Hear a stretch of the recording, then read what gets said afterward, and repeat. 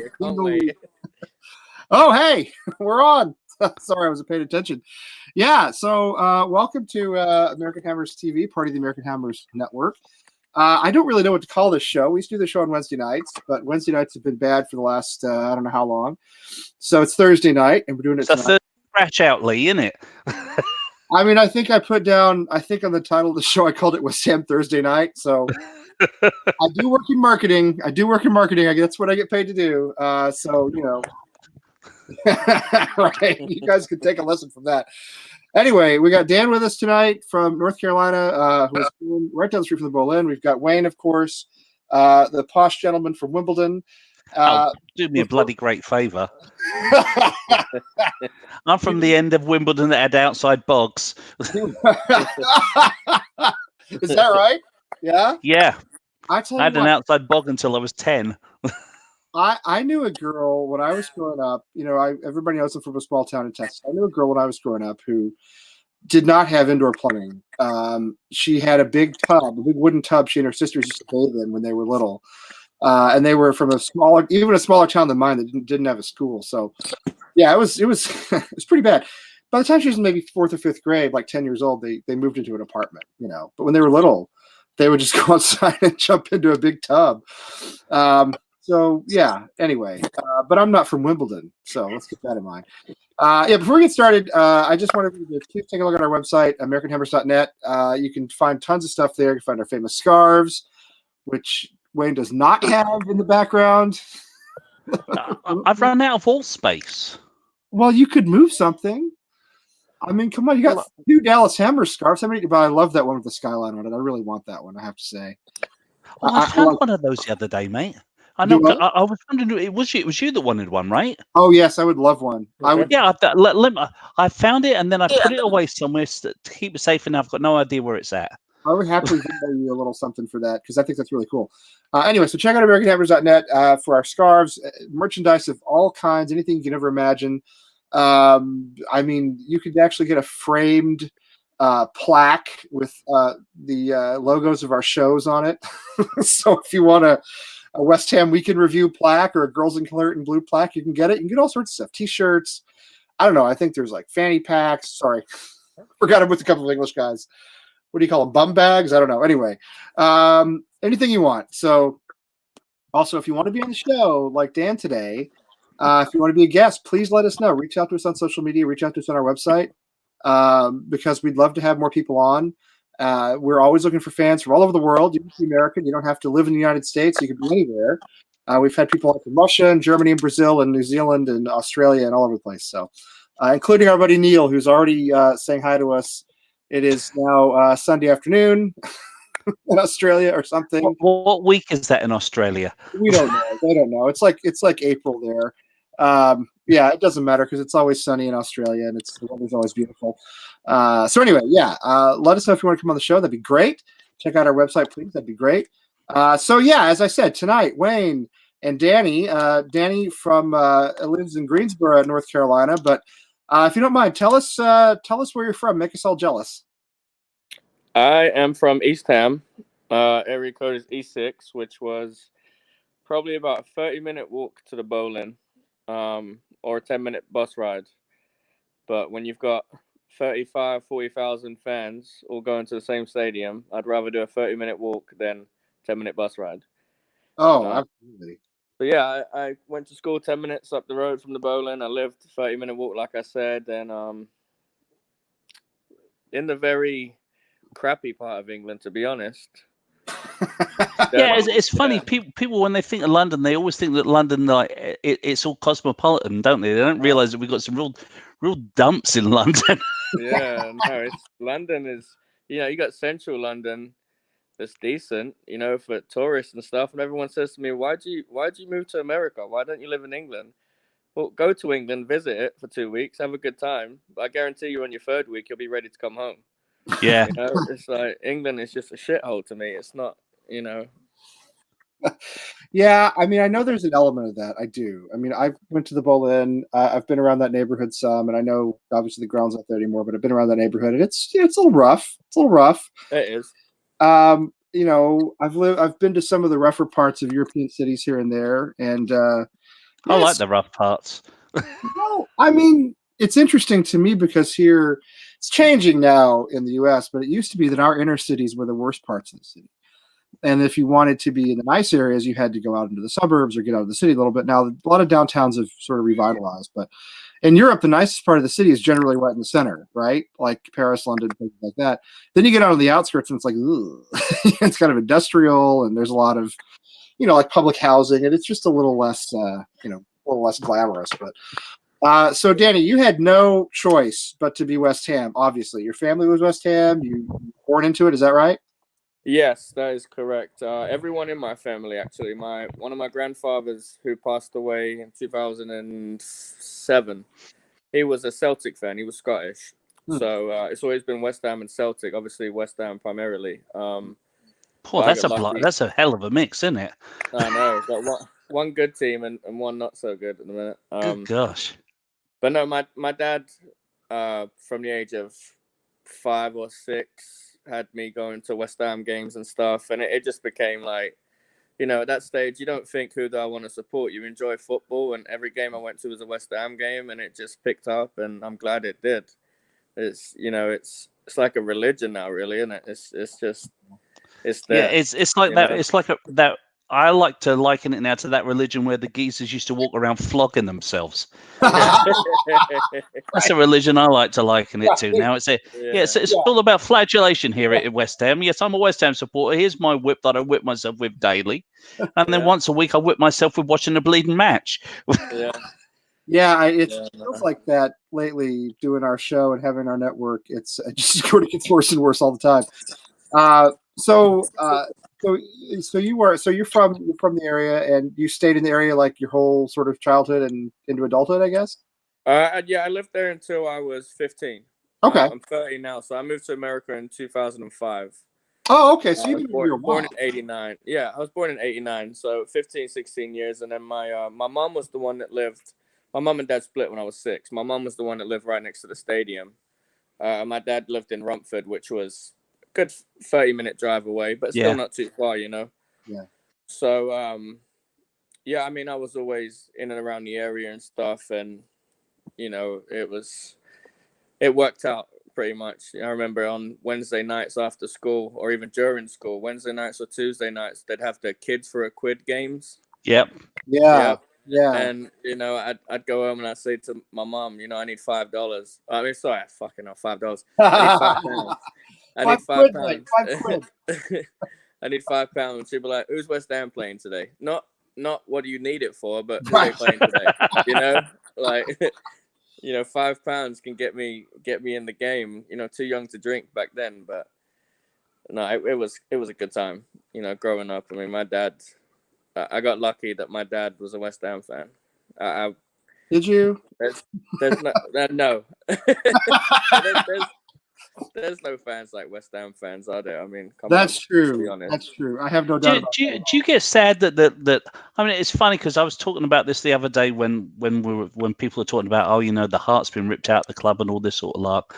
But I sort of feel like it's almost like the heart's been ripped out of the East End itself, to be quite honest. Yeah, it's not home anymore, is it? I mean, you can't take a fan base that close to a field with that atmosphere and move it that far back and take away the atmosphere of the game. Like Upton Park, so many managers, I don't know if they just say in interviews to say it, but they would always say, this is one of the hardest grounds to come to. Yeah. And we would always show up. Yeah. We would always show up against the big teams. And fair enough, here and there, we're showing up against big teams at this stadium. But you don't even know if the crowd's singing at this stadium. No. Yeah, that's what all my mates are saying. Yeah. Well, sorry, Dan. It's a good point about the neighborhood too. Because now, I went to the Bowl years ago. I went and toured the ground and actually stayed at the.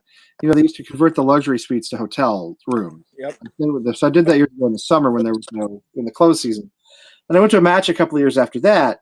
I haven't been to Stratford. I haven't been to the stadium.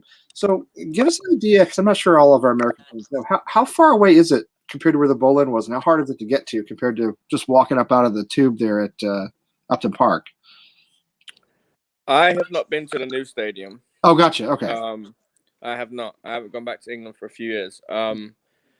But I see posts that it's kind of hard to get to, and Yeah. if you get off a train, it's a long walk. Well, it's that they make Parking. you detour and everything all the time. What my mate's that's saying what is I've that heard. Yeah. you have to, when you get out of the tube station, it's like, for a start, they don't want you in the shopping centre, so they walk you around like all these. They got these like people mover things, but which are put you in like little gerbil runs. And you like walk all the way around, and then when you finally get out of there, it's like the walk to the stadium's like, he said, it's the walk of desolation, because it's basically the stadium's built on an old freaking rubbish dump. Yeah. Well, that's appropriate.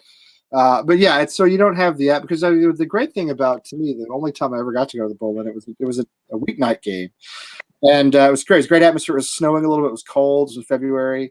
But the walk from the tube station, like we went to the Bowling pub and then to the ground, I mean, there's a buzz around, which I'm guessing you sort of just don't get in Stratford.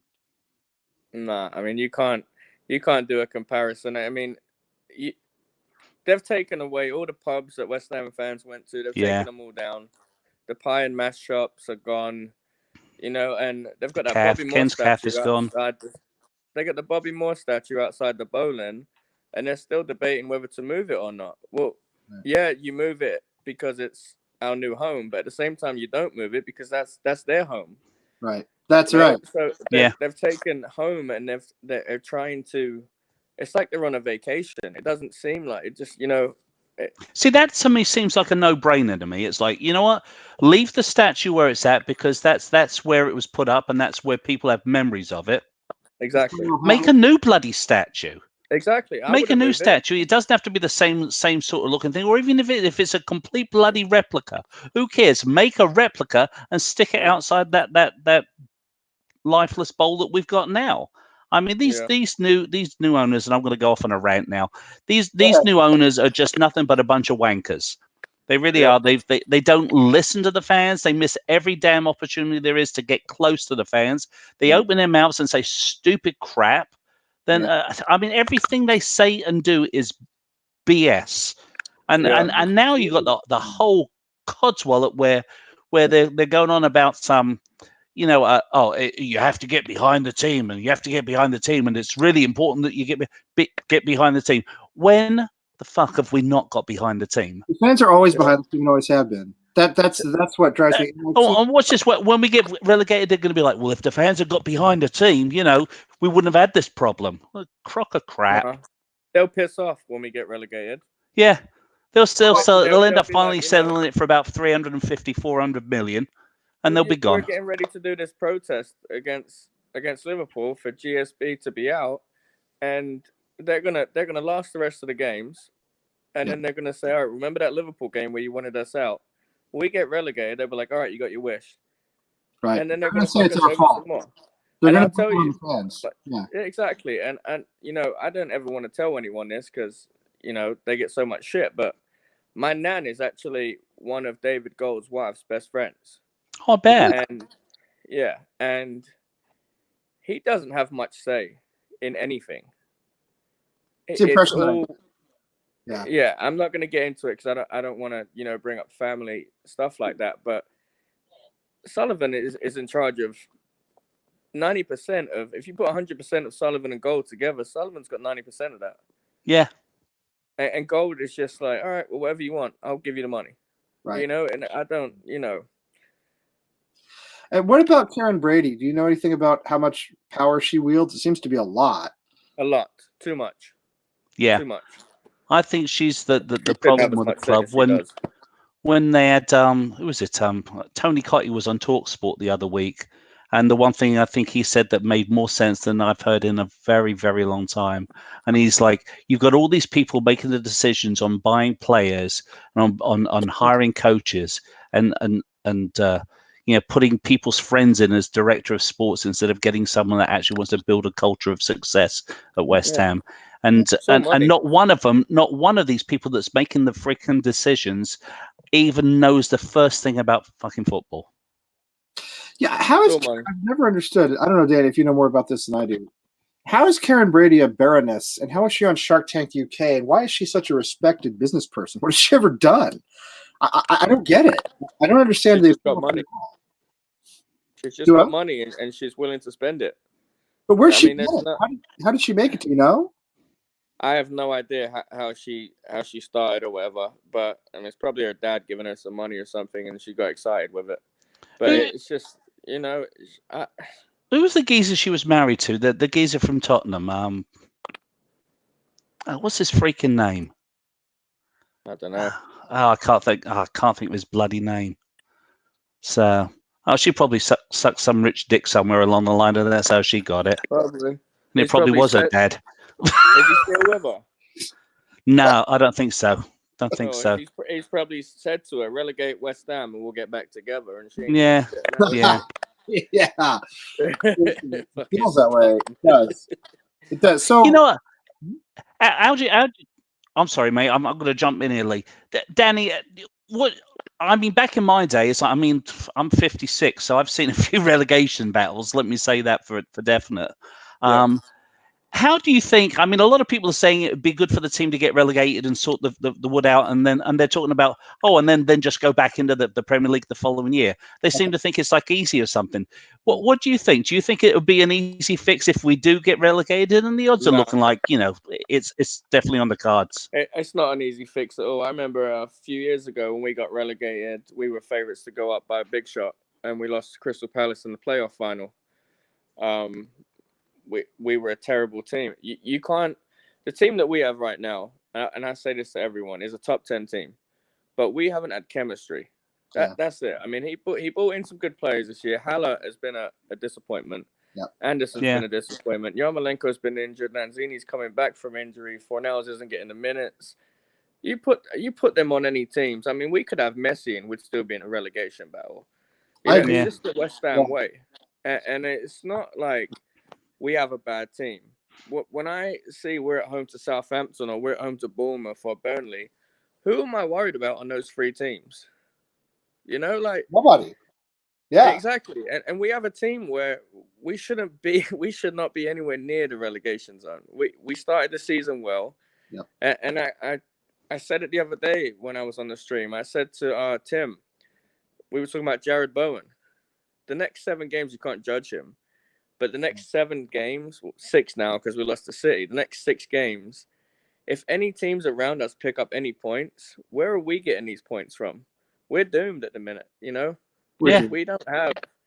And no, to answer your question, Wayne, the rebuild is going to be, we're in a lot of debt and we're going to get free agents and we're going to lose everyone. I mean, Declan Rice, Noble will be the only one that stays. I mean, Winston Reid will come back from loan and be a starter.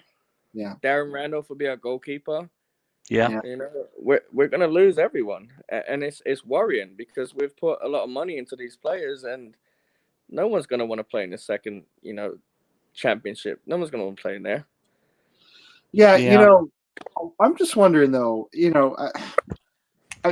could be a disaster for the club. I agree. I think we could have a situation where we become like Leeds or like Nottingham Forest or any number of clubs you want to talk about that have gone down and had trouble coming back up. I know Leeds are probably coming back up this season, but they've been down for a very long time, years. And I feel as though we could be in that situation too. We could even be a Sunderland where you just go into free fall, Yeah, or Bolton. Yeah. Or Bolton. Yeah, where you just go into free fall. But is there, I mean, for you, Danny, and you went too, you guys haven't grown up there. Is there any appeal at all to the championship insofar as you would be seeing young West Ham players, probably more so than we do now? You'd be having some proper derbies. You'd have Millwall. You'd have a couple of real sort of rivals on the fixture list. I mean, is there anything about it that sort of like spiritually is a little better than the big money Premier League, or do you just think it'd be boring and a disaster? Well, I mean, first of all, from where I am, I wouldn't be able to watch the games. It would be hard. That's true. That's something we've talked about a lot on here. Is how would we do that? Yeah. Yeah. I don't know. It's the summer determines everything. If we go down, what do we do?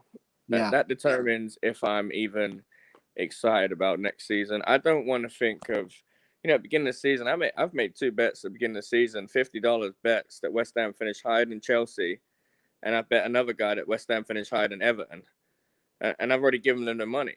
Of course. It's Yeah. There's no appeal to me. Yes, we're going to win a lot of games next year, but we're going Well, to you lose think so we much will, money. right? We may or we may not. That's the thing. Is maybe we did last time, but who knows? It's different. I'm But with who's you on gonna this, Dan. stay? Who on our team, on our squad, is going to stay? If you name me 5 to 6 players that we have on our squad right now that will be a championship player next season, I mean, what, the youngsters? None of the starting 11. I mean, it's got to be guys who are out on loan, like Nathan Holland, Coventry, younger guys. It's got to be. We're going to be starting Zander Silva up top next season. Yes, well, Yeah. we will. Alongside Jordan Hugill. Yeah, Jordan Hugill, yeah. Zander Silva. It'll be Ngakia and Ben Johnson. I know they play the same position, but it'll be the guys who from the academy basically. But I mean, can't think of anyone. Is there? I don't see any joy in going down in the championship whatsoever. None.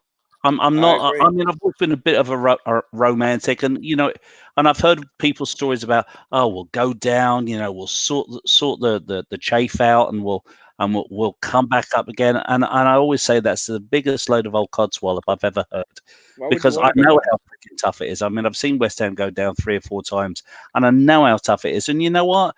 Yeah.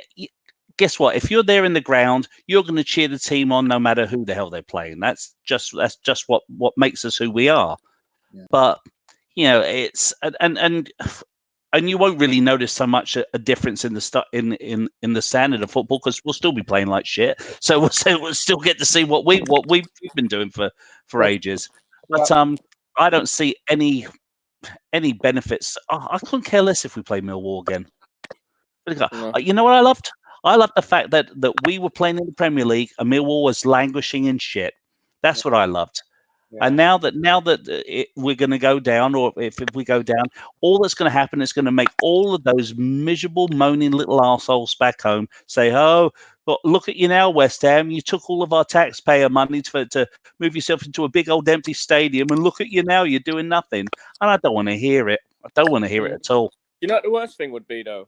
We're talking about us possibly playing Millwall next season. We'll go down. Millwall are really close to the playoff positions right now. Yeah. I know. So the one joy in going down will be playing Millwall, and we're going to be excited. Millwall fucking knowing our luck will come up. Yeah. It's still a possibility. I mean, they've dropped off a little bit. I was just going to look at. They've dropped off a little bit. They've gotten pushed back a little bit from where they were a few weeks ago.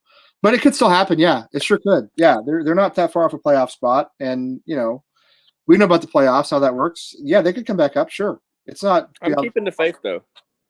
I'm keeping the faith. I have to. As a West Ham fan, you go into every game thinking we've got a chance. But I tell you what, I've never been so pissed off as I was the other day when I saw West Ham playing Man City. We're in 18th place, and he's conceded the game before we've even fucking started. We all felt that way. We all felt that way. That was Cross and Antonio, and he had 8 defenders. Yeah. Mm-hmm. I mean, that's shocking. That you want to get points.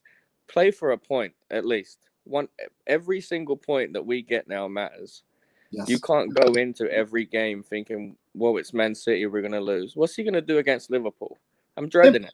He's going to do exactly the same thing, isn't he? I know, and it was a fantastic performance. He said the performance against City was a great performance. Who thinks that? Who watches that? Where did he get that from? So here's a question I'll put to you here, Dan, and I'll put it to you as well, Lee.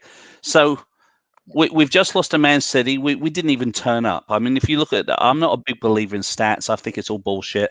But if you look at the stats, I mean, they tell you how crap we were out there on the field. I mean, how defensively freaking ridiculous we were. And we're probably going to do the same thing against Liverpool, and it's probably going to be even worse against Liverpool.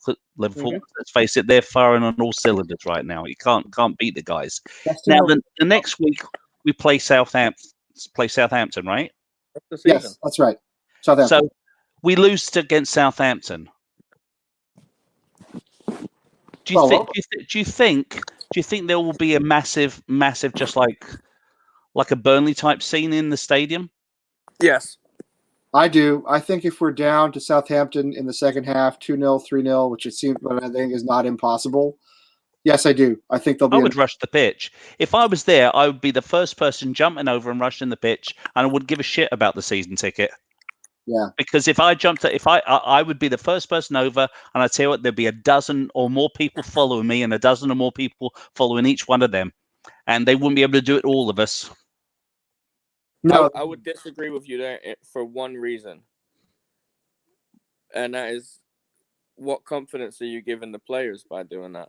I'm with you entirely. Yeah, I don't think they've got any confidence left anymore, Dan. That's the thing. I mean, I look at them out there on the field, and I think you can point to 3 or 4 players that still give their all for that club. Right. Snodgrass. I can only do 3. Yeah. Maybe Ogbonna. Yeah. Yeah, I mean, and quite frankly, some of the ones that give their all have got nothing left to give. Let them. Right, that's Noble. Yeah, he gives us all. We know. Noble, even Snodgrass. Snodgrass, I mean, did nothing in Manchester City. He's not that good. He's slow. He's treacle. You know, he's got great heart, and he says the right thing. His ass off, though. But he does.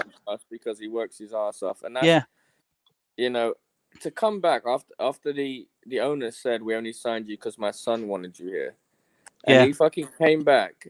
If I heard that as a player, I'd be like, well, you don't want me here. Piss off. I'll go somewhere where I'm wanted. Absolutely. He's come back. Yeah. Honestly, and I kid you not, I own 2 Snodgrass jerseys because he wears the shirt with pride. He's of course he does. From London. He's not a Cockney boy, but he has the same passion that Mark Noble has for West Ham. And that's why I love the guy. He's not the most talented player. Look at the back of this shirt. There you go. No, listen, I love Snodgrass. Everybody loves Snodgrass. It's not and everybody loves Noble. Listen, they put out full effort. We know that. They're not good enough. They're not good enough week after week, match after match to match up with Manchester City, Liverpool, Chelsea, etc. Snodgrass has actually been one of our better players this season, but he's a marginal Premier League player to me. He always has been. Mm-hmm. And you know, again, it's the problem is that the players who are good enough don't put out the effort.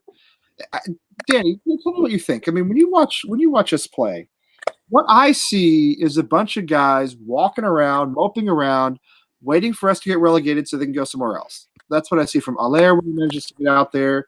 That's what I see from Lanzini. That's what I see from probably most of the squad, to be honest. I mean, what's your take on that? I agree with you. I mean, their career's not over if we go down. Anderson, I remember when Barcelona went in for someone. I think it was Real Madrid. Sorry, went in for Hazard, and they said if we don't get Hazard, we're going to go for Felipe Anderson. Yes. Do you think he cares if we go down? No. Yeah. He doesn't give a shit.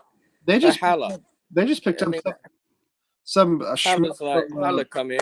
He's been told a sack of lies. We're going to get you a strike partner, just like Payet was told.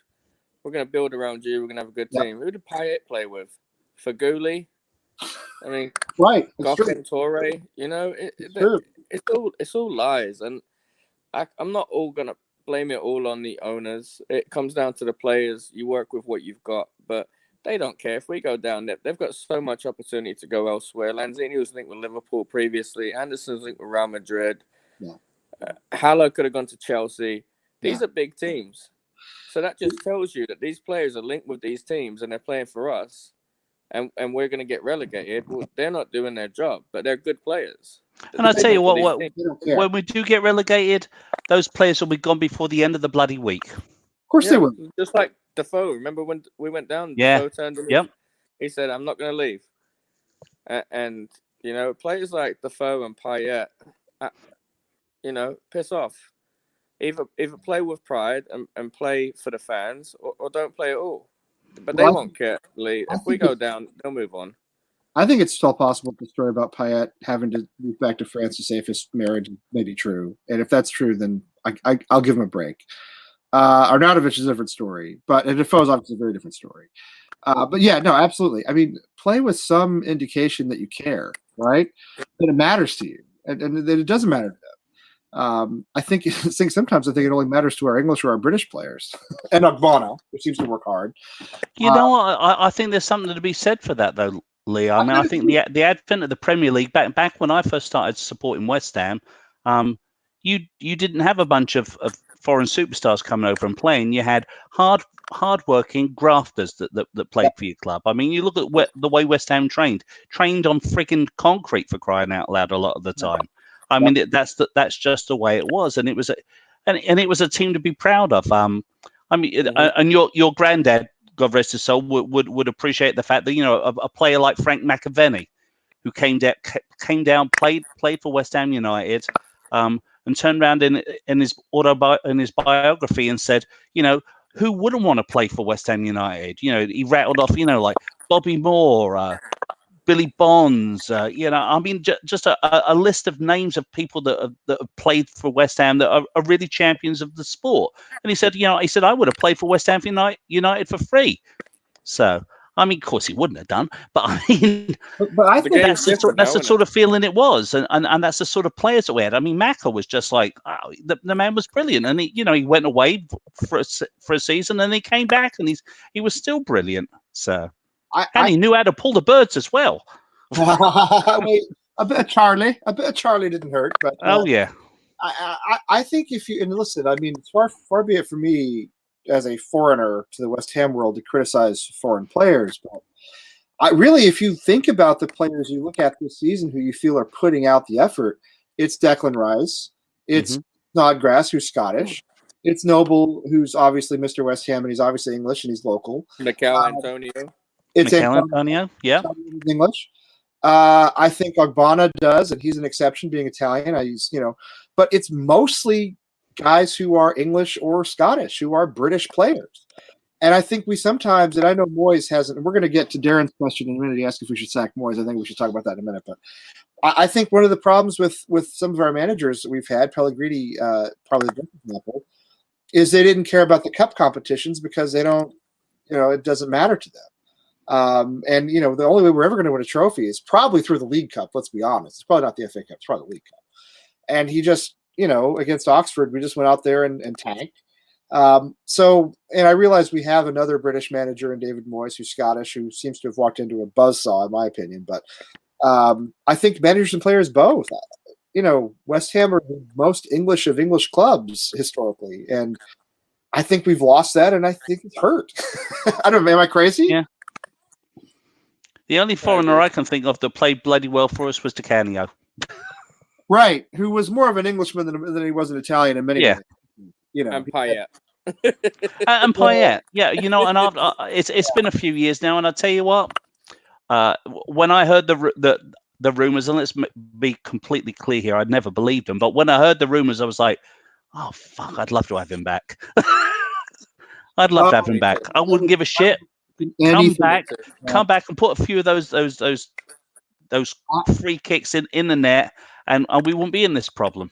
I would have taken him and his little belly back in a heartbeat. His little Uber Eats, chunky belly. I'd have taken him back in a heartbeat. Anybody who's honest would have. He's still a great player. He can still do a job for us. He's never coming back, but he can still do a job for us. And I'm with Neil on this. And by the way, hello to Tebow, our buddy Tebow, who's watching tonight. Going back to City and going back to the attitude Moyes seems to have toward these big teams, if you set up not to win, then you're not going to win. If you go out with five at the back, if you go out with Antonio and a bunch of defenders, basically, you will not win. You cannot win. You prevent yourself from winning, and you're probably going to lose. You're taking, if you go out and say to yourself, let's play a 4-4-2, let's play a 4-3-3, and it gives us a 10% chance to win, that's 10% more than zero. Because when you do five at the back, when you do what Moyes did yesterday, you give yourself 0% chance, none at all. And you set yourself up in all likelihood to lose. So what frustrates me is this attitude, which, Allardyce was a little bit like this, but I actually think Moyes is worse. Well, at least with Allardyce, he'd occasionally lob a long ball in there, wanker. Right, exactly. Allardyce he wasn't much for flair, but he was more of a pragmatic manager in a sense, whereas Moyes is just like, let's try to keep the goal differential down. We go out and lose 2-0. And he says it's a fantastic performance. I mean, this is what I hate about the Premier League. Oh, just keep it close. That's terrible. Did Fredericks get injured? Yeah, for a while. That's what I read. Is a while. Was it a dislocated shoulder that he got? Yes, I believe so. That's what I'm reading. All right, He's been here for a so while. we're Hey, losing how you doing? 1-0, and he waits till the 80 something minute to bring on Jared Bowen. Right, he only makes 2 subs. That made no sense And he only makes 2 so subs. bloody ever. Why? And he brings I up. saw- Bowen should have started. Why did we buy him? Yeah, he should have. Start He him. should have. And I saw something 2 days ago on one of the West Ham pages. I can't recall which one, and I got into an argument with someone. He said we shouldn't start Bowen in case he gets injured. And I said to him, do you buy a player to risk him not getting injured, or do you buy a player to help us? And it's the most stupidest, honestly, the most stupidest comment I have ever seen in my life from another West Ham fan. Well, don't play Bowen because we're going to lose anyway. He might get injured, so let's rest him for the next game. The next game's fucking Liverpool. That's killing us as a club. You're going to rest him against Liverpool so he doesn't get injured.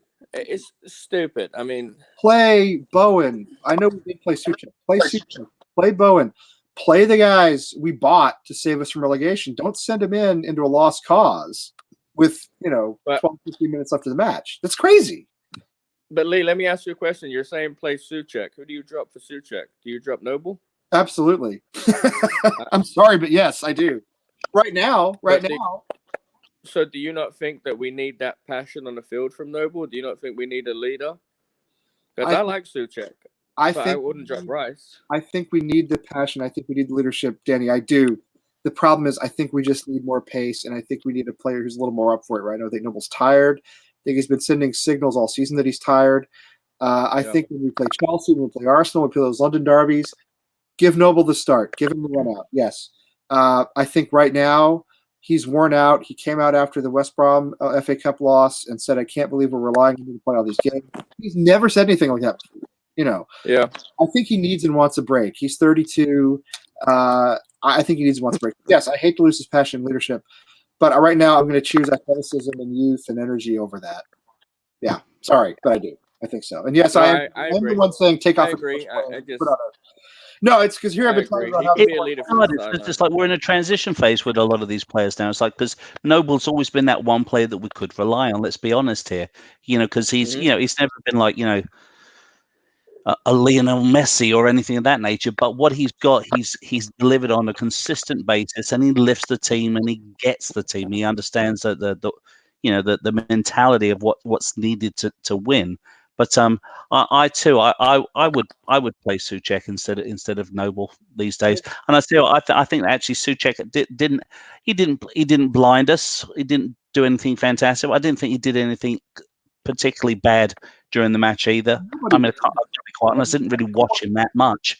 We have a blinding match. I mean, we were. Yeah, I mean, it was just the only person that stood out for me on that match. My top shelf had to be Declan Rice because he was like a man possessed, and that's why I also feel comfortable about leaving Mark Noble on the bench, because I think Declan Rice now has really stood up in this season and shown that there's something to the kid. And I think the most dreadful, awful thing about us going down will be that we will lose that boy. And cheaply too. Yeah. Is he worth 90 mil? He is to some teams, isn't he? Would you sell him for 90 million? Hey Danny, would you sell him for 90 million? Yes. I would too. Is that weird? But like I said the other day, as long as we use the money to rebuild. Right. Well, that's the problem. We go down, we'll probably get 30 mil for him, tops. That's the biggest problem. Yeah. We go down, all those valuations get cut in half or by 2/3, and then they'll just spend it on loans, and they'll spend it on 35-year-old strikers, and they'll spend it on players who are past it or don't care to be at West Ham, like a Sebastian Haller. Wayne, would you sell Rice for 90 million? If we're going down, sell him.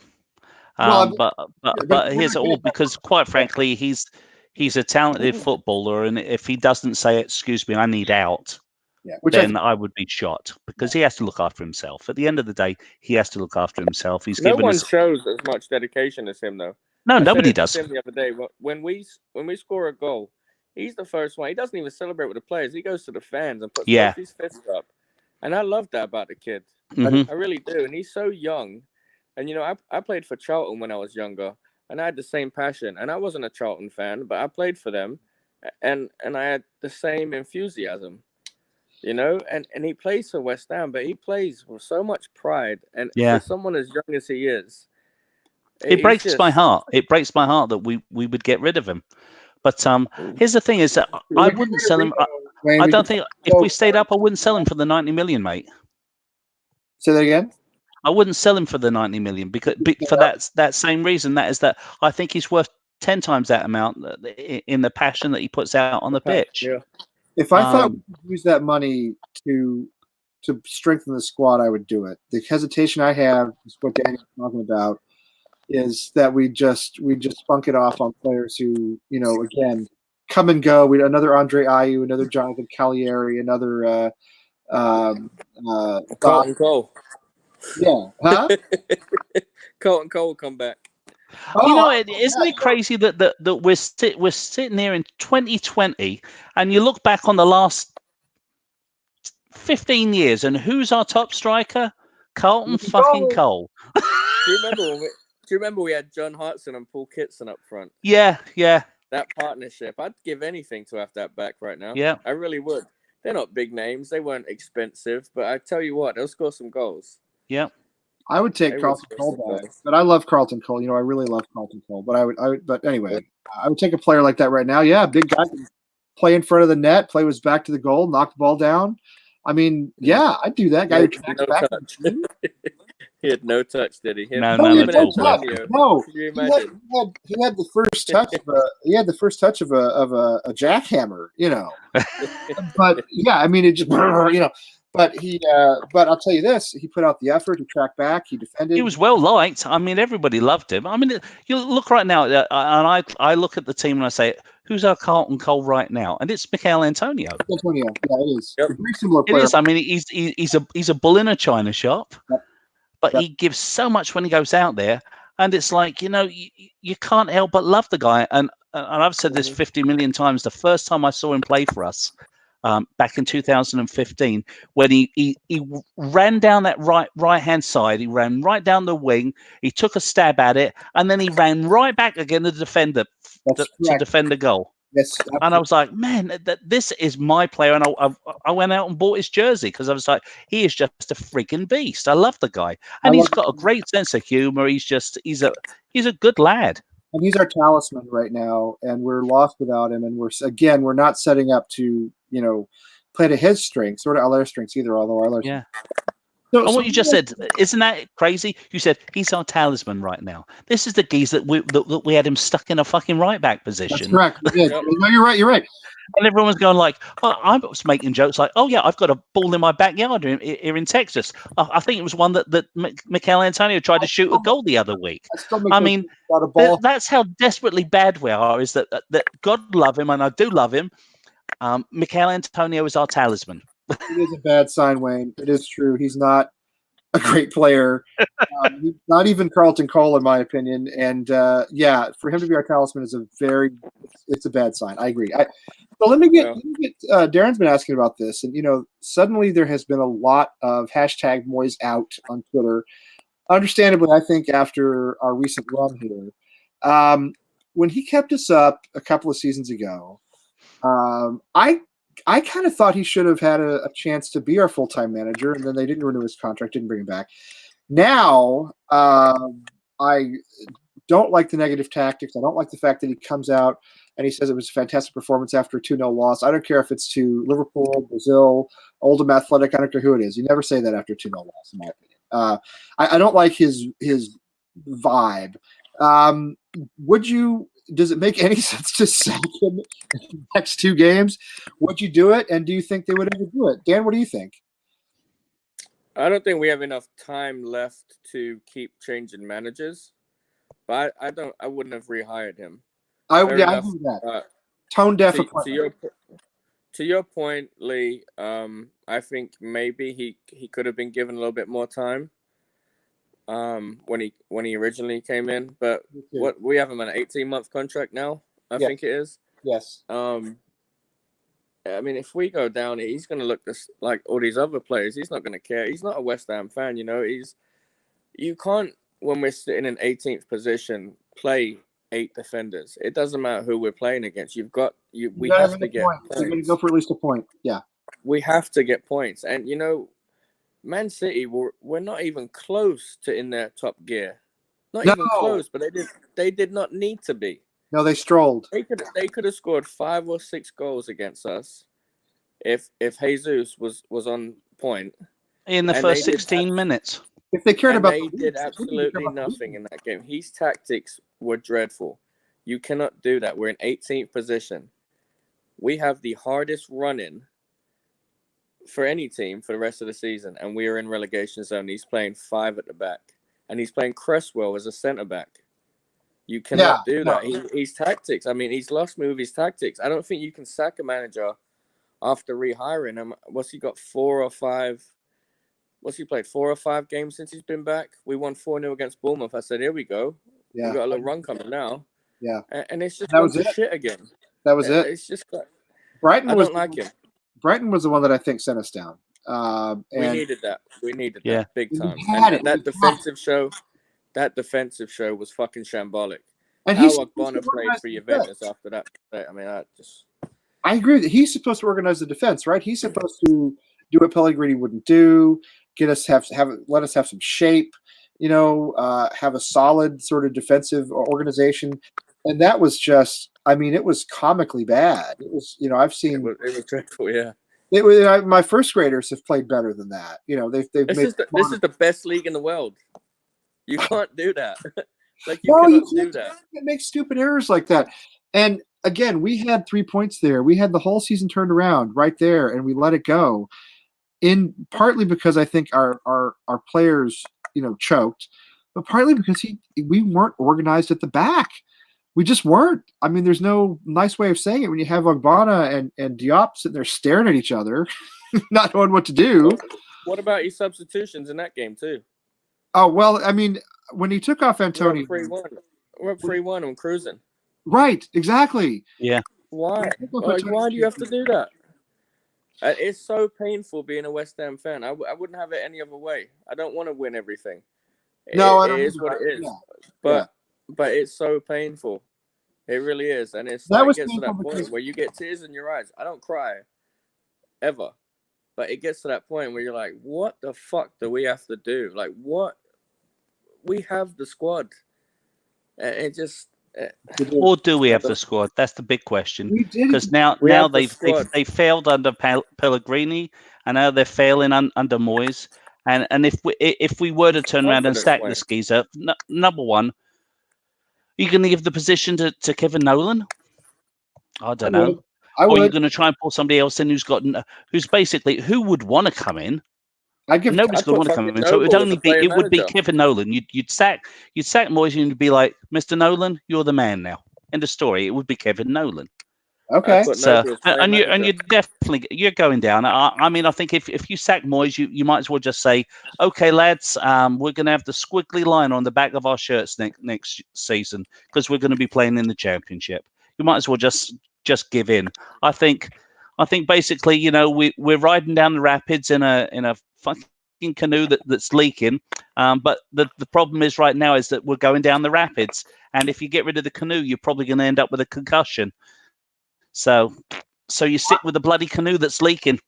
Listen, right now I'd take Kevin Nolan.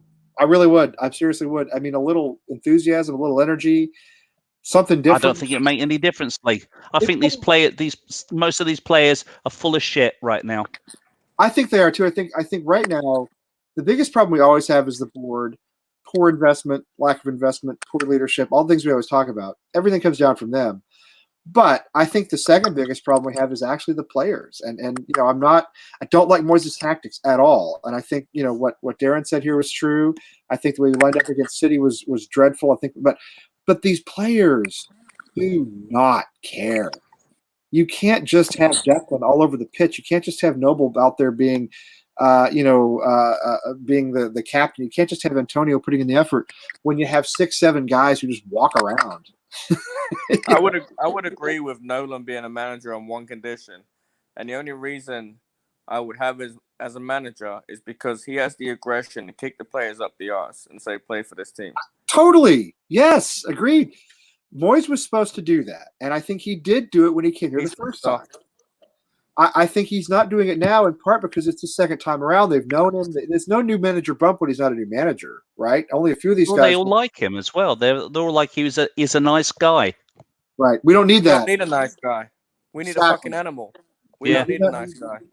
We do not need a player's manager. We need a manager who's going to come in and put a boot up these guys and say to them, "Hey, you're going to lose your place in the starting 11. We're going to play a kid in the starting 11 if you don't show some effort, if you don't show some passion, because we're going down anyway. So who cares?"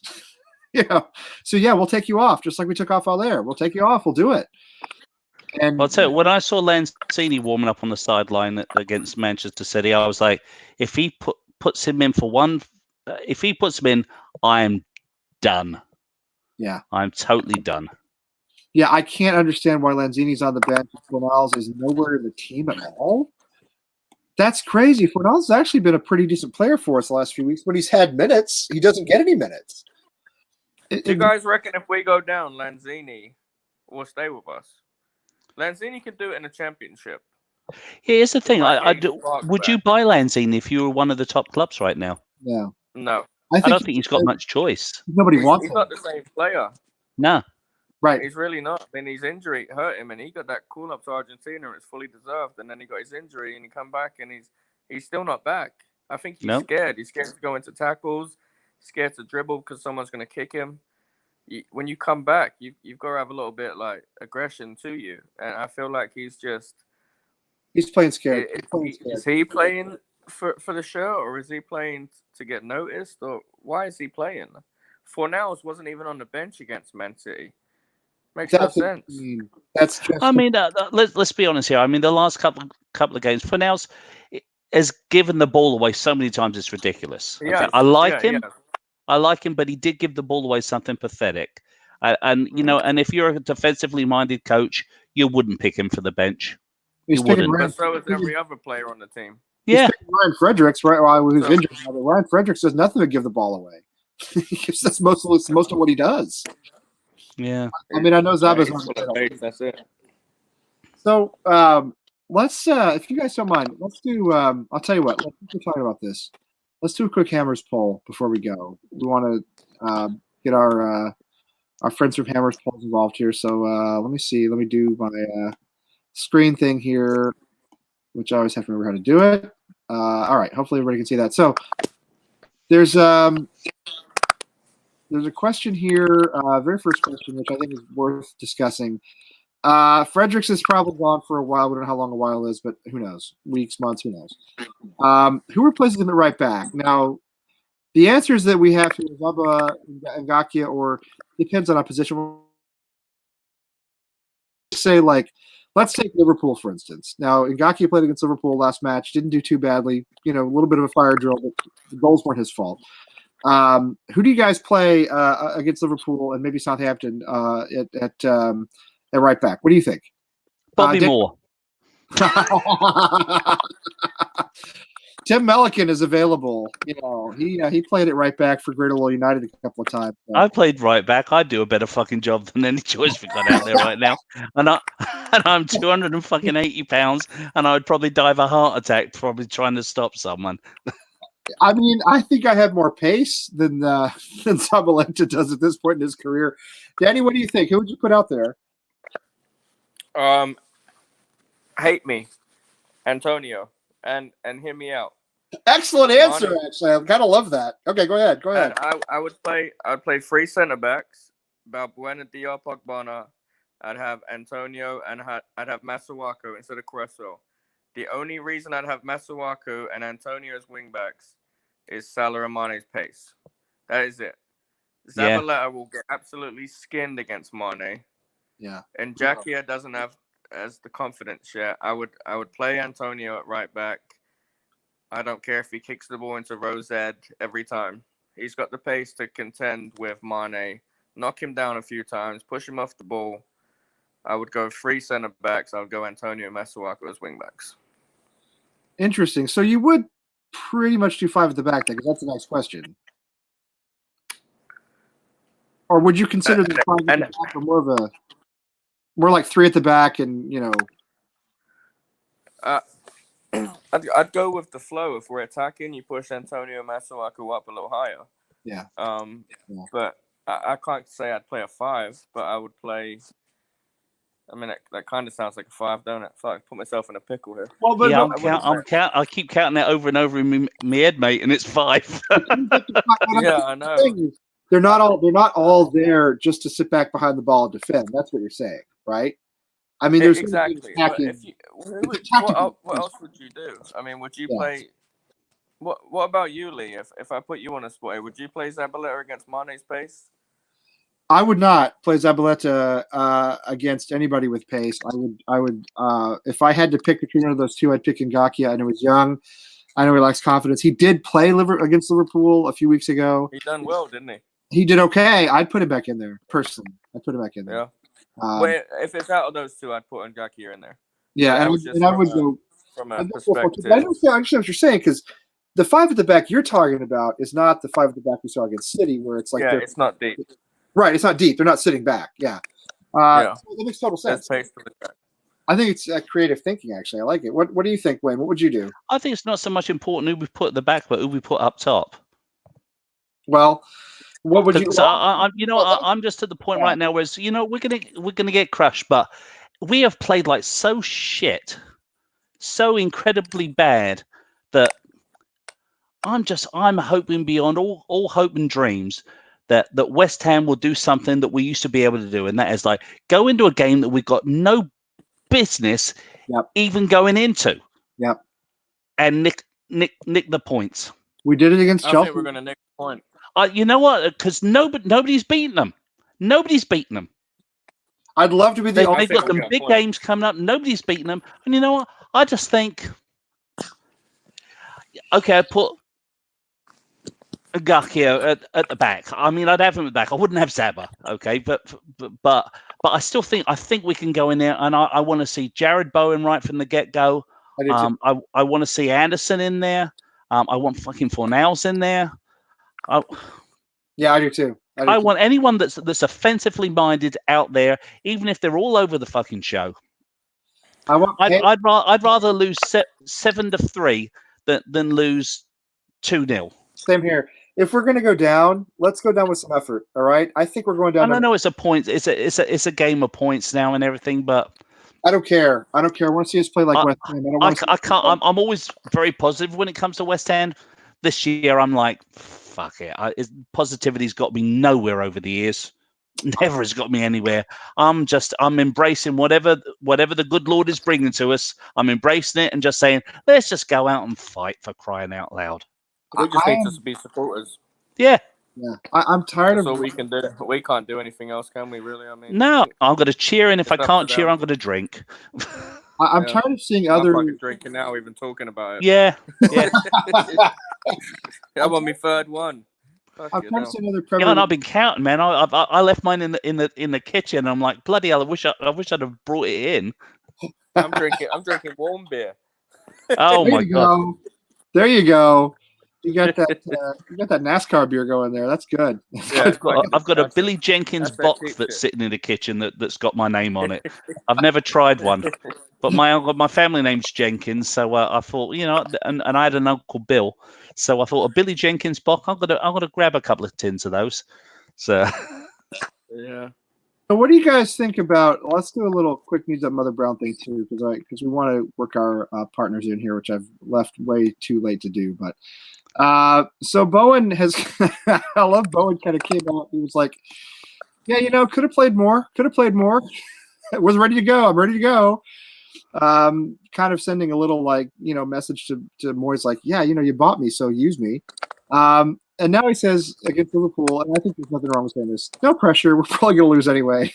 So put me in. Are we sensing that there's frustration from him already? Which I don't blame him for. I think he's that sort of player. Would you reckon, Dan? He just wants to bloody score. He wants to contribute. I think he wishes he went to Crystal Palace. No, I think if we go down, he's obviously staying. He's been at Championship all the time, but he wants to help. He didn't come here to sit on the bench. No one does. No one comes to a team. He's Correct. probably told a bunch of lies, like everyone's been told when they signed for us. You know, you'll get the minutes and stuff. Yeah. And I sent a post to a couple of people the other day, and Moyes said it's going to take him a few games to start him because he's not ready for the Premiership. Why? Well, he is ready. Why the fuck do you buy him if he's not Right. ready? Why did We we need players that are ready. We need people that are ready to go. And Right. He's ready to play the last 10 minutes. Why didn't he just play him the last 45 minutes? He doesn't care, does he? I mean, we were talking about the other day. Tim brought up a point that I agreed with. Left foot, right foot, headers, assist, creator. Does everything. Does everything. Yeah. Works his ass off. And I tell you what, he came on the pitch for 8-9 minutes the other day, and he run. Yeah, ran all over the place. I want. That is all I want. I just want a guy that will work for this team. That is it, and that is why. I think he wants to prove it. He wants to play. I think he wants to help keep us up. I think he's one of the few guys who would actually show some passion. And he still remembers what it's like to win. Yeah. There's that feeling of being a winner. We have a cancer at this club. We are a toxic club with a loser mentality, and in fact, this is what I don't know who wrote this. Maybe it was Grant. I didn't look at who wrote this on News Up by the Ground. The defeatist attitude that many supporters felt was evident during last night's defeat, a game in which West Ham enjoyed a staggering low 20% possession, etc. This seems to have affected Bone before he's even made a single start for the club. He's already, been sucked into this vortex of we're losers, we lose, we're not trying. I think the guy is one of the few players we have right now who wants to put out the effort, and Moyes is telling him, nah, he's not ready yet. He's not ready yet. But that's nuts to me. That's crazy. It makes zero sense. I don't know if anybody else feels that way. No, I agree with you completely. Yeah, I'm just depressed. Just hit me just now. Well, the reality of relegation is a tough thing, and you guys obviously have been through it more than I have. But I went through it in 2011. When every other team I supported had the best season in history. When the Horned Frogs won the Rose Bowl and the Bruins won the Stanley Cup, and that all happened within 6 months of each other. And then, who has to ruin it? Who do you think ruined it, Wayne? It was West Ham. Who do you think ruined it? I was going to say the Red Sox. No, I don't care anything about that. The reality of the situation is that it's this one thing. It's kind of like we have an old relative in the hospital, and it's like, well, he's not doing so well. But then they're going to die soon. When he actually dies, it's like it's sadder than you think it's going to be. Then you've got the young cousin that lives down the street in the new house that goes, oh, for fuck's sake, just die already. Why don't you? That's Tottenham. Right. Well, that's true. Yeah. That's kind of how relegation. Stop talking about it and just get it over and done with. You see West Ham in the hospital bed with all the tubes hooked up to us, and you know what I mean. And it's like, this is sad. But then when it actually does happen, it's worse than you thought it was going to be. That's how it seems to be. It's a special club. I mean, when I left England, I didn't think I'd get anything back again from football, and I missed it desperately. I've got friends now that I go to the match with at the pub, on the weekend, here in Dallas, who are like brothers to me, who I walk across hot coals for, and I know they do it for me too. And there's something about West Ham fans, no matter where they're from, is that they just get the family deal. They get it. That's why this is the best club to support, and it always will be. It's what I don't care. They can do what they want as far as trying to take the heart out of the club. But and as long as I've got it beaten in my chest and you got it beaten in yours, they're not going to take the heart out of the club, because the club doesn't play at the Boleyn. The club doesn't play at London Stadium. The club plays there. Yeah, that's where the club plays. It's always alive and kicking right there. It's what drew me into it as a foreigner. I looked at other clubs. I sort of toyed with, well, should I support another club? It was always going to be a London club, to be fair. But, there were others out there. But the one that wouldn't let me go was West Ham, because the more fans I met, the more people I met involved with the club, the more I realized these are the people I belong with. I relate to these people. This is a family, and this is a different. I couldn't stand Arsenal people. I couldn't stand Chelsea people. I just couldn't stand to be around them, quite frankly. So, the only club that ever made any sense to me was him. That's for that reason, Wayne. It's all about us. It's about the family. It's about the supporters. Which is why I'll watch us. I mean, if we end up in the National League South playing against Chelmsford City, then I guess I'll have to, find some sort of stream from, Be a shitload easier to get tickets so when we go back home. Yeah, that's true. Yeah. That's true. Well, I do wonder. Kids for a quid. Yeah. Everybody for a quid. Anybody for a quid. Come on. They'll give you a quid to go in and watch. They'll pay you to go into the game. Yeah, I mean, I do wonder what the stadium is going to look like next season if we're in the championship. I mean, will there be 60,000 people in there? I think we still get 40, 45,000 in there. I do too. But I'm not sure about 60. Yeah. Terrence says, you've done your any given Sunday turn here, Wayne. Whoops. Well, Tebow says spot on, but Darren says you should give the halftime talk. I wrote it before coming on, mate. You know what it's like. It's all fabricated. Oh man, that's from the heart. That's from the heart. So, Dan, do you watch with a group down in North Carolina and Greensboro? I've watched with the Queen City Hammers out of Charlotte a couple times, but yeah, we know those guys. Yeah. Yeah, so I work a lot. I drive for FedEx, so yeah, I try to. It's a good company to work for. So if they need me to work for the weekends, and I do, yeah, I'd love to be a manager there someday. So if the weekend opportunities are there, I do that, and it's a good hour and a half on a train for me to Charlotte. Oh, so that's that's a slog. Yeah, that's a long way. Yeah. No, I get it. You do what you got to do. I get that. Now, yeah, I got twin boys now. That just turned 2 today, and so I don't have much time. Yeah, I don't have as much time to do as I'd like to because my kids come first. But I don't miss games, and if I do, I put them on a DVR or I find a stream while I'm driving. As bad as it sounds, I don't watch it while I'm driving, but I listen. Yeah, to come it on, admit it. You do. I pull over a couple of times. If a goal happens, I only pull over. I don't pull over much because I only pull over if it's a West Ham goal, and we ain't got many of them. Yeah, seriously, you haven't had much chance to pull over at all this year, have you? No. Yeah, I couldn't watch the match live yesterday because I was at work and I had taken those last 2 days of the week off and I had a lot I had to do before I left. So Trevor Tebow said, well, I said I kind of don't want to know what's going on, so please lay off the Facebook Messenger, which we use a lot. And Tebow says, I'll only message you if we score a goal. I was like, well, see you tomorrow then. So, yeah. So I know that's not going to happen.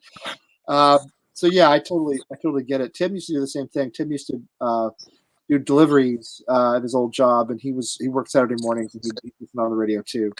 How he did that, I'm not sure. It must have been on his phone. But anyway, yeah, I totally get that. So, well, it is a little past 10 East Coast time. It's getting to be. I was going to say make the boys lunches, but they're on school vacations. What are your boys' names, Dan? Dylan and Declan. Nice, excellent. They were due on St. Patrick's Day, so we went for a couple of Irish names, but those shit came early. Well, they were doing St. Patrick's Day, but they were born in February? Yeah, they're a month early, yeah. Oh, wow.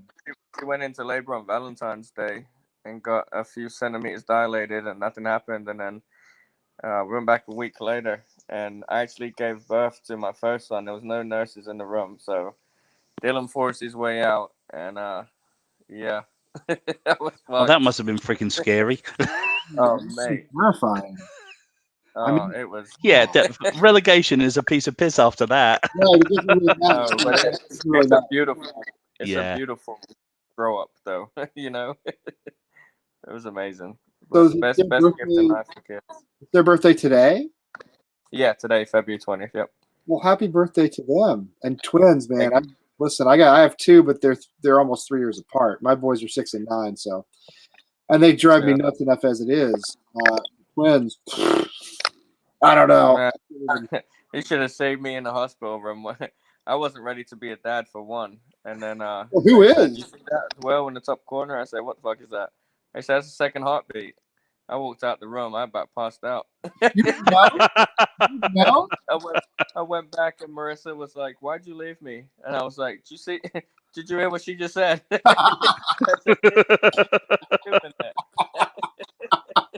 Oh my God, I feel for you on that one.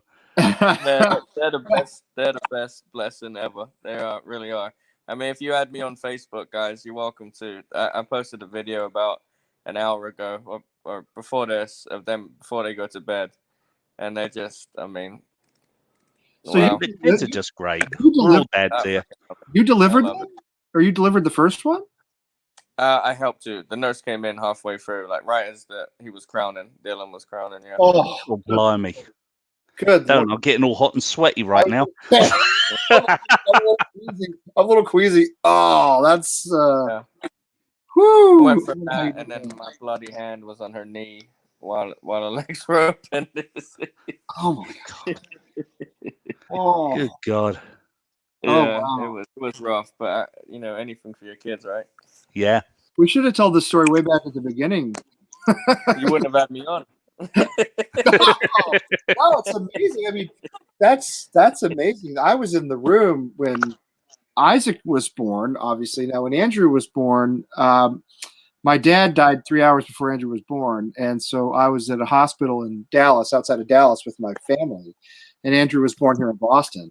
So I wasn't there. He wasn't due for another week, and he came early anyway.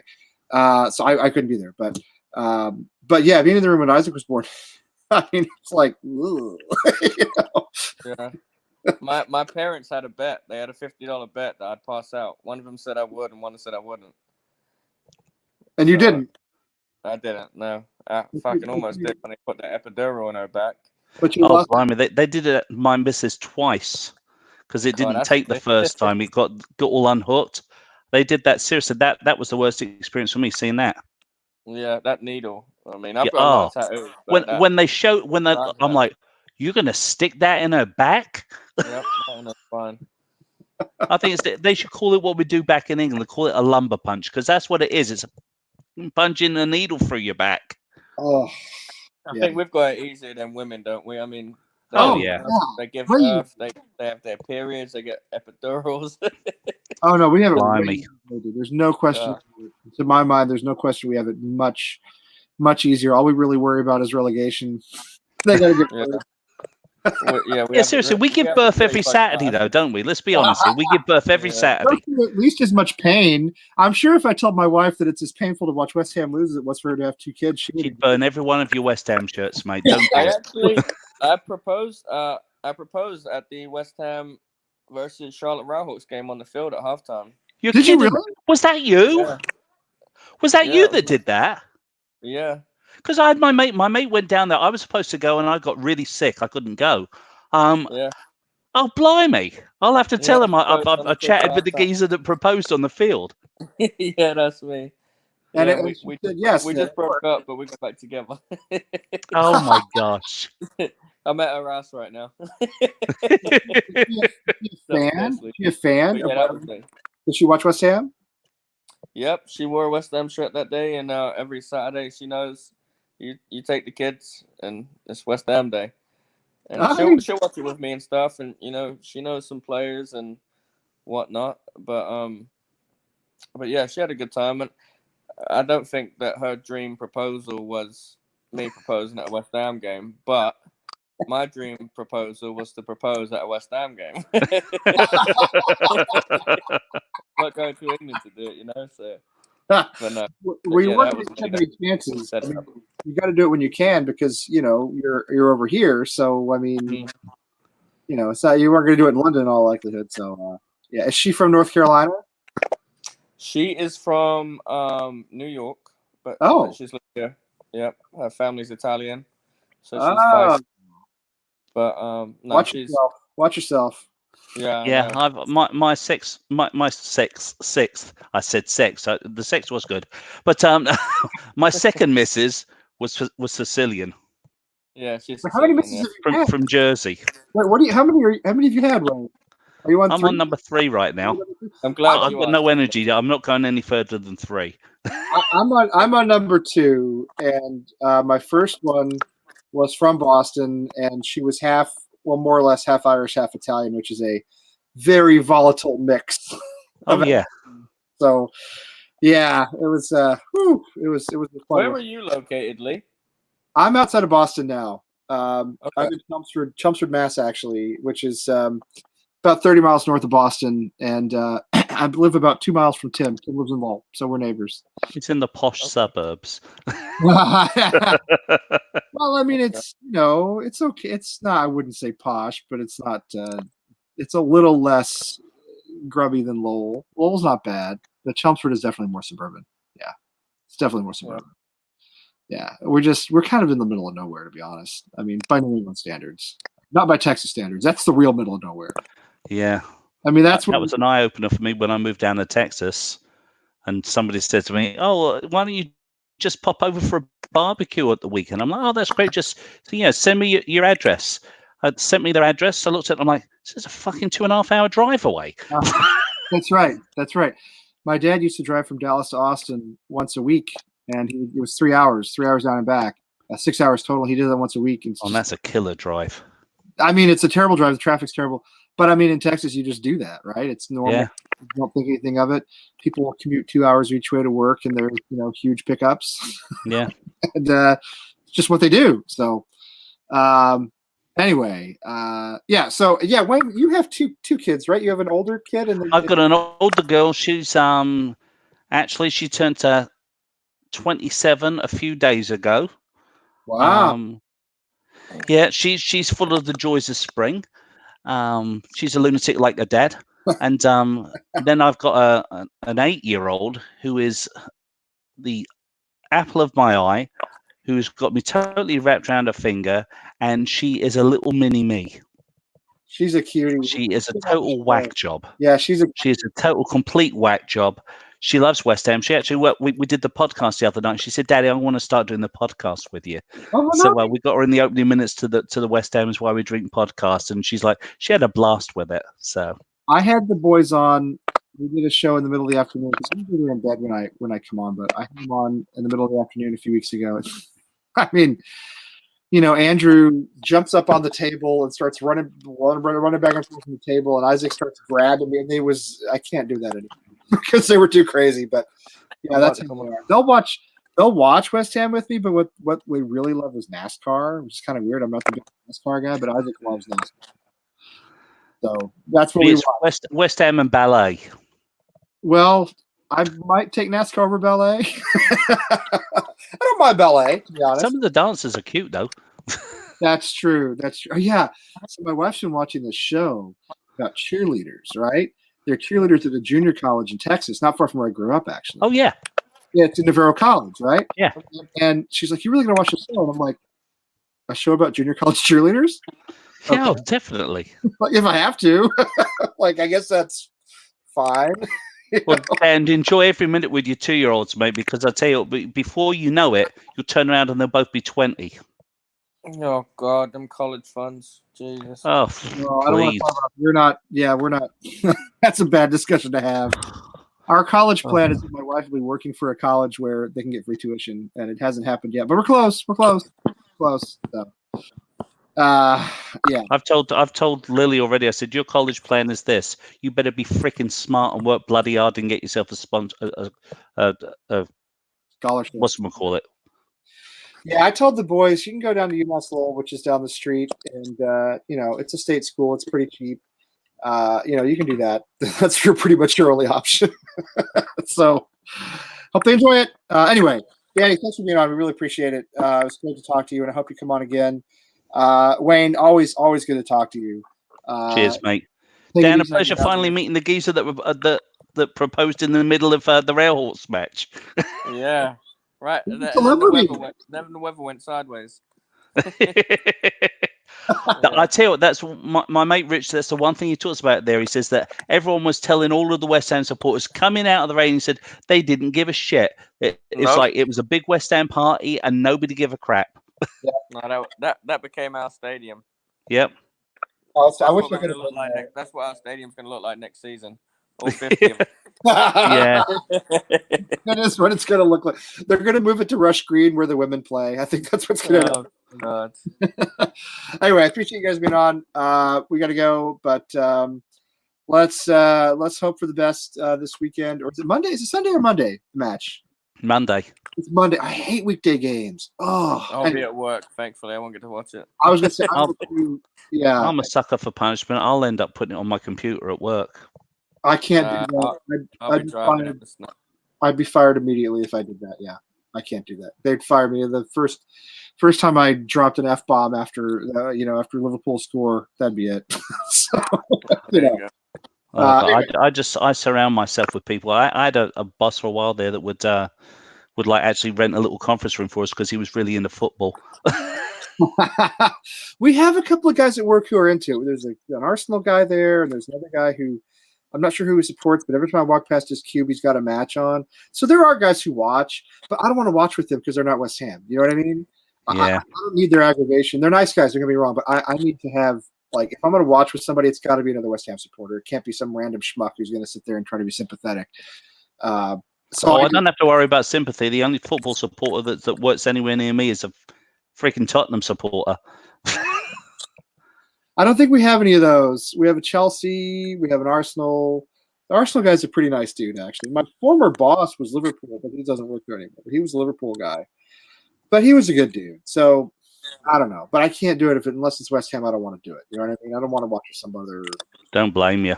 No, yeah, because it's going to be an emotional roller coaster. So, anyway, appreciate everybody in the chat room. Tebow, Foshizi, Neil, Darren, a couple of Darrens, I think, tonight. A lot of people. That's great. Again, Danny, thanks for coming on. We hope to have you in again soon. Wayne, you too. In the meantime, have a good weekend without West Ham and 20 yards.